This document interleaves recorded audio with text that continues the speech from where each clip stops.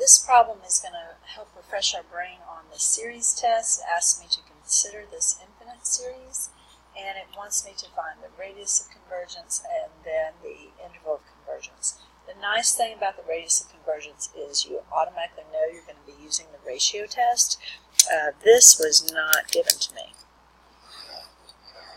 Okay, but anytime they ask you to do radius of convergence and interval of convergence, you're going to start with the ratio test. You can see that's on your study sheet that you need to know all your series tests, and so that's what I'm going to start with. And so for this, I would do the limit as n approaches infinity of the absolute value, and this is actually what's referred to as your a sub n. So if they ask me to do a sub n plus 1, I'm just putting n plus 1 in for all my n's. So this would look like n plus 1 squared over 2 to the n plus 1, and then you would have x to the n plus 1. Now you're dividing it by a sub n, so you're dividing it by this, which is the same as multiplying by the reciprocal. So I'm going to go ahead and change that to the reciprocal. So this would flip essentially, so you would have 2 to the n over n squared, and this is in the numerator, so now it would be in the denominator.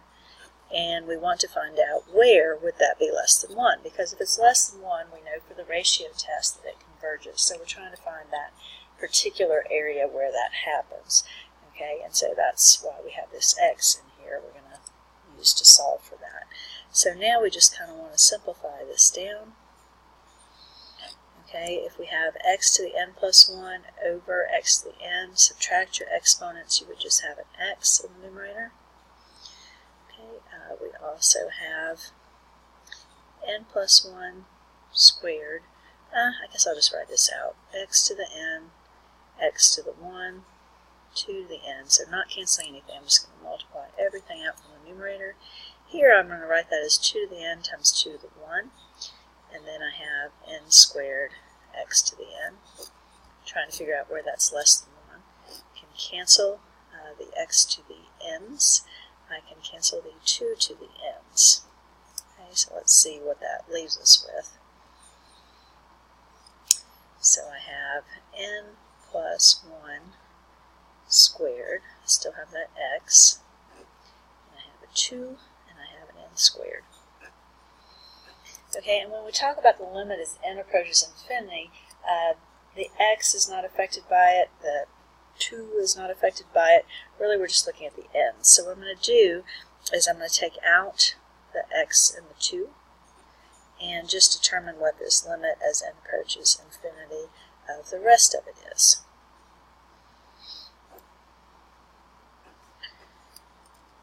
Now, when you look at that, if you go ahead and distribute that all the way out, it's just going to be n squared plus 2n plus 1. So if we just use our horizontal asymptote rules, these have matching degrees, and so the answer is just going to be the leading coefficients, which is just 1. So this entire portion right here, that limit is just 1. So you have the absolute value of x over 2 times 1 less than 1. So you would have the absolute value of x over 2 is less than 1.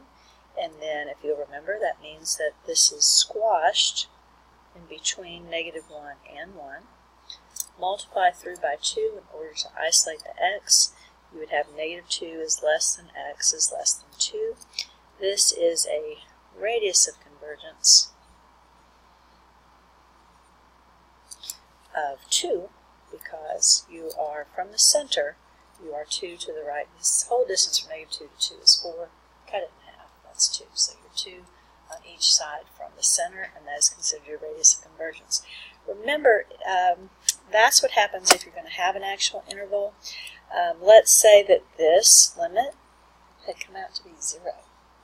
Okay, so just kind of a side note, what if whatever this was 0?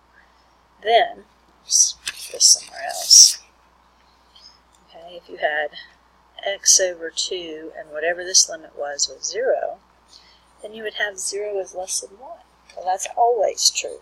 Okay, in that case, you would have a radius of convergence of infinity, because it just goes forever in both directions, and you wouldn't have to check any endpoint. endpoints. You would have an integral of convergence of all real numbers.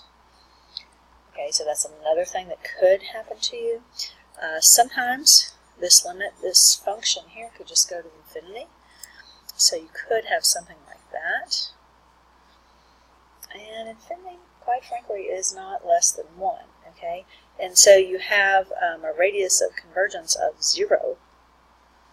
So the radius of convergence of 0. Okay, it might then just converge at a single point if it happens to be a function that's centered around a particular point, so you'd want to double check that particular point, but it may converge just at a single point going 0 on both directions. Okay, and so then your interval of convergence would just be that particular point. Okay, so just a little reminder there.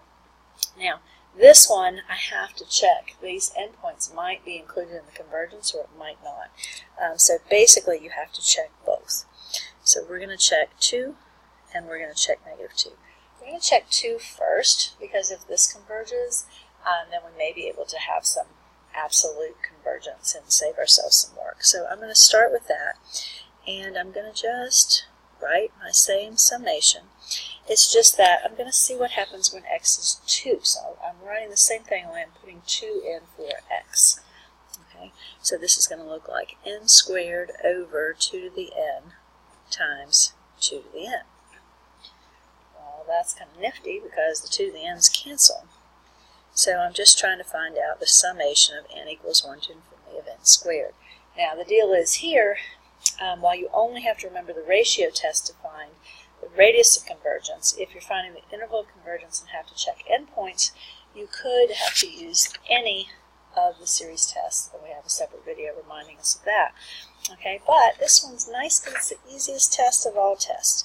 Okay, this guy, the actual sequence itself, does not go to 0. Okay, if you do the limit as n approaches infinity of n squared, just the sequence itself, these numbers are getting larger and larger and larger.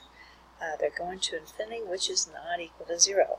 So this diverges by the nth term divergence test. So we already know that this endpoint is not included. So what we're going to do now is check the other endpoint, -2. And same as before, I'm going to write the same series. I'm just going to put in -2. Okay. Now the first thing you want to do when it's a alternating series, which this one is you can look at it and say, well, first of all, does it pass the nth term divergence test? And actually this one's not going to pass that one either, but if you had figured out that this converged, then you could say that this one also converges absolutely, because if the series converges when it's all positive, then it also converges if it alternates between positive and negative. Okay, so if that had converged, we would have said this converged absolutely. The other thing is you can try the nth term divergence test, and then finally you would try the alternating series test for this one.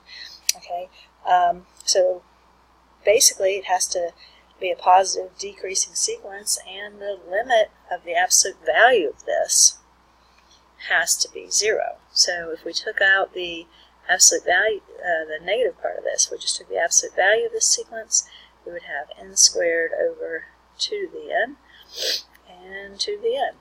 And this is the same problem. It's not equal to 0, so this is actually also divergent. So that means that our interval of convergence, you should write that out, does not include either of the endpoints.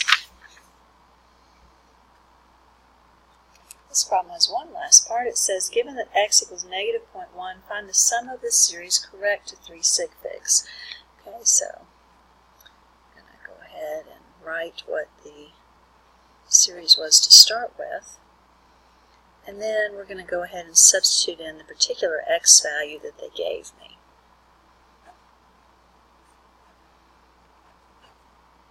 Okay, so what they've given me is an alternating series, and we know a couple of things about the alternating series.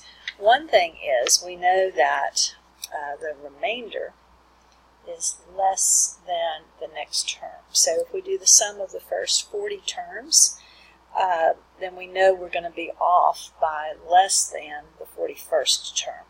Okay, so I could try to calculate the number of terms necessary to get the accuracy that they want. But the other thing I can do is I know that the sum lies between, the infinite sum lies between any two finite sums that I have. So if I sum the first 20 terms and I sum the first 21 terms, the infinite sum will lie between my answer for the first 20 terms and my answer for the first 21 terms. Okay, so one thing you can do is just try something on your calculator. Okay, so sum the first 20 terms, see how it goes. Okay, so just a reminder of how to do that. Just hit the little summation to the right of the 9. Go for the little summation guy. And we're going to do the summation of n equals 1 to 20. And we're going to put in the sequence for summing. So n squared over to the n.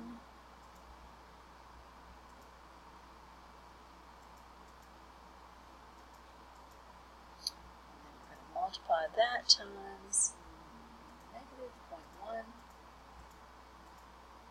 raised to the n. And we've got all that. Let's see how we do. Okay, I'm going to write that value down.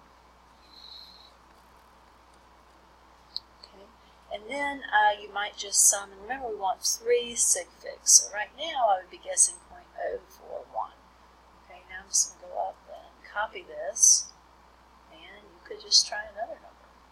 Okay, maybe the first 30 terms. Because I know that the actual answer summed to infinity would be between these two. Okay, so let me try that.